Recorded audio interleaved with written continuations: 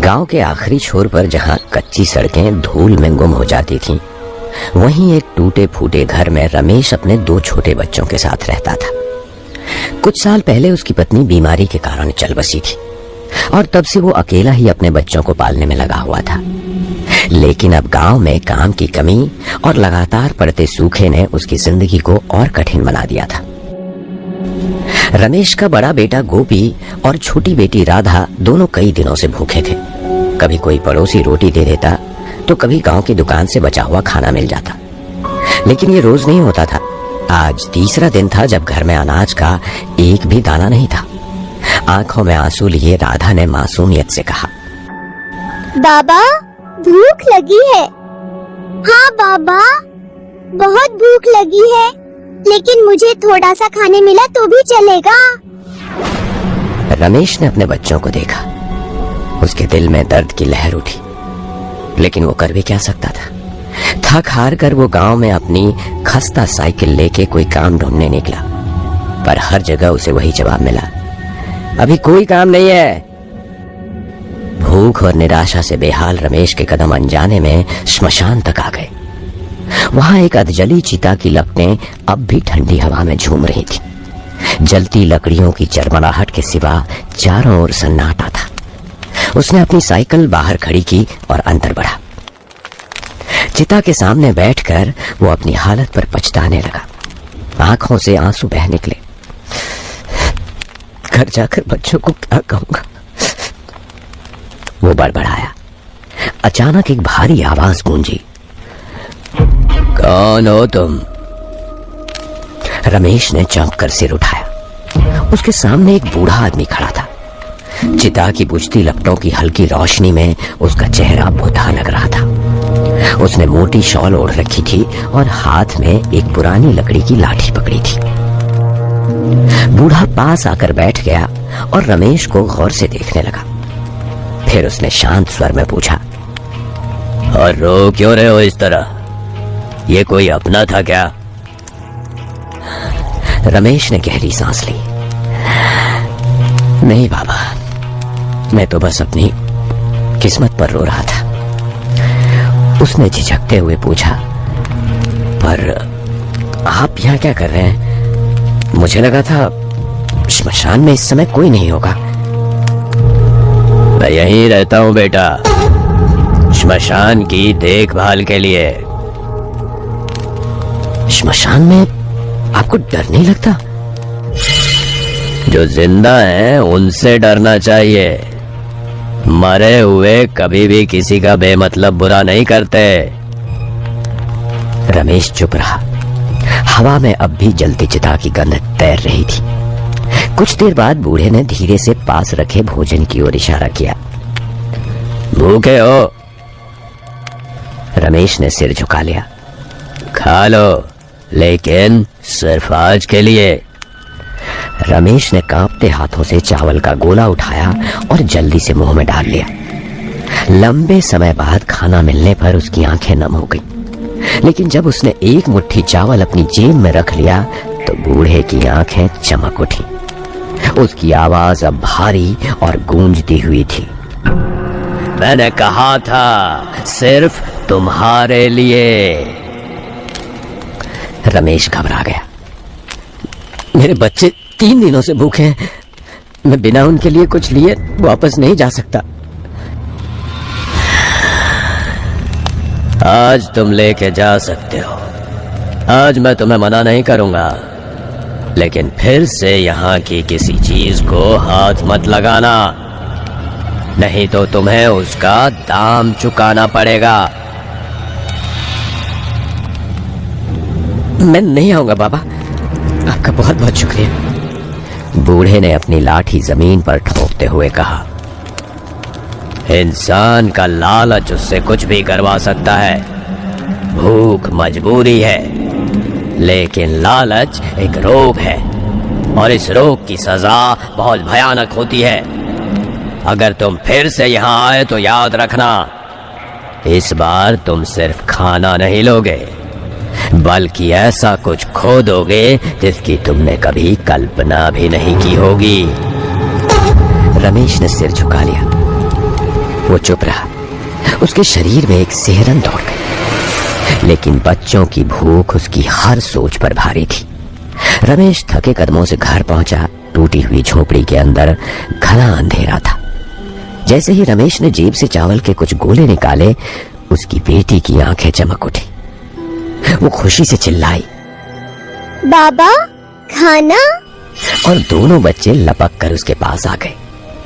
रमेश ने प्यार से उनके हाथों में चावल रखे। बस आज रात के लिए इतना ही है, धीरे धीरे खाना, उसने नरम आवाज में कहा। बच्चों ने भूख से कांपते हाथों से चावल उठाए और जल्दी जल्दी मुंह में डालने लगे। हर निवाला मानो उनके चेहरे पर नई रोशनी ला रहा था। छोटी बेटी ने मुस्कुराकर कहा, बाबा बहुत स्वादिष्ट है। रमेश ने उनकी खुशी देखी तो उसकी आंखों में आंसू आ गए। बच्चों के संतोष से उसका मन भर गया था। रमेश के मन में बूढ़े की चेतावनी गूंज रही थी, अगर फिर आए तो बहुत कुछ खो दोगे। अगले दिन भी वही हाल रहा, कोई काम नहीं मिला और बच्चों की आंखों में फिर वही भूख थी। आखिरकार रात होते ही रमेश के कदम फिर से श्मशान की ओर बढ़ने लगे। आज श्मशान में उसे बाबा कहीं नहीं दिखे। उसकी धड़कनें तेज हो गई थी, लेकिन उसके पास और कोई रास्ता नहीं था। वो अपने बच्चों को भूखा नहीं रखना चाहता था। उसने डरते डरते किसी चिता के पास रखे खाने को उठाया और वहां से साइकिल उठाकर सीधा अपने घर के लिए निकला। पूरे रास्ते में उसे ऐसा लगता रहा जैसे उसके पीछे कोई आ रहा था। अगले 4 दिनों तक ये सिलसिला चलता रहा। रमेश का डर अब कम हो चुका था। रमेश अब बिना किसी झिझक के चिता के पास रखा भोजन उठाने लगा। लेकिन 5वें दिन सब कुछ बदल गया। उस रात वो फिर से श्मशान आया। खाना ढूंढते हुए उसे पूरी तरह जली चिता में कुछ चमकता दिखा। उसने उसमें लकड़ी से कुरेद के देखा तो वो सोने की अंगूठी थी। वो बहुत खुश हुआ। उसने और भी पूरी जली चिताओं को ढूंढना शुरू किया। बहुत सारा सोना मिलने के बाद भी वो ढूंढता रहा। उसे रोज चावल के 2 निवालों के लिए श्मशान नहीं आना था। बहुत देर हो गई थी। रमेश तो मानो अपने होश में ही नहीं था। वो अब भी चिताओं को कुरेद रहा था कि तभी एक गहरी भयावह फुसफुसाहट हवा में गूंजी। मैंने तुझे चेतावनी दी थी, अब बहुत हो गया, अब बहुत हो गया। वो पीछे पलटा तो उसके सामने वही बूढ़ा खड़ा था। वो पहले से ज्यादा भूतिया और गुस्से में लग रहा था। रमेश के रोंगटे खड़े हो गए। वो हकलाते हुए बोला, मैंने मजबूरी में ऐसा किया, मेरे बच्चे भूखे थे। श्मशान के नियम तोड़े, मरे हुओं का भोजन चुराया। मैंने तुझे पहले ही मना किया था, लेकिन 4 दिन तक खाना चुराया। मैंने तुझे रोका नहीं, लेकिन आज तेरा लालच और बढ़ गया। अब तुझे इसकी सजा मिलेगी।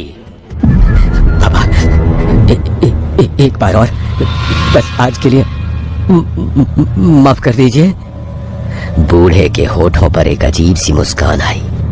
अब बहुत देर हो चुकी है, इसका अंजाम तुझे भुगतना ही होगा। जैसे ही बूढ़े ने ये कहा, उसका शरीर काला पड़ने लगा, उसकी हड्डियां चटकने लगी। देखते ही देखते उसकी शक्ल विकराल हो गई। वो अब इंसान नहीं था, वो एक श्मशान का पिशाच था।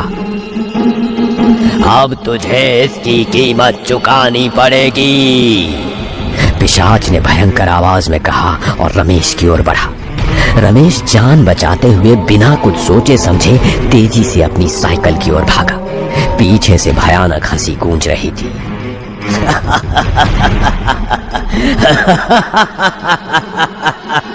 तू भाग सकता है, लेकिन बच नहीं सकता रमेश। रमेश बिना रुके साइकिल पर बैठा और पूरी ताकत से पैडल मारने लगा।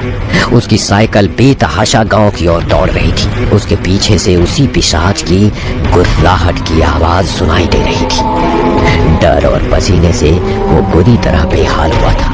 घर पहुंचकर रमेश हांफता हुआ अंदर घुसा, पर जैसे ही उसने देखा उसका दिल दहल गया। उसके बच्चे खुशी से खाना खा रहे थे। बाबा, आज खाना बहुत स्वादिष्ट है। गोपी ने हंसते हुए कहा। रमेश का खून जम गया। कौन लाया है खाना?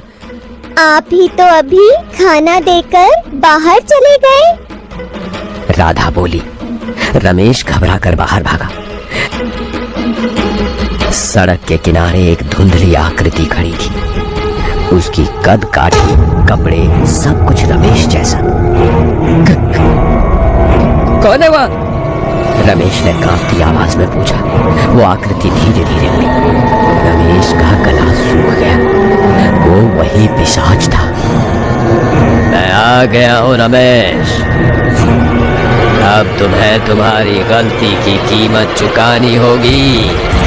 अब तेरे बच्चों की बारी है। रमेश जोर से चीखा। नहीं, नहीं, मुझसे गलती हो गई। मेरे बच्चों को मत छूना। मैं जो कहूं करने को तैयार हूं।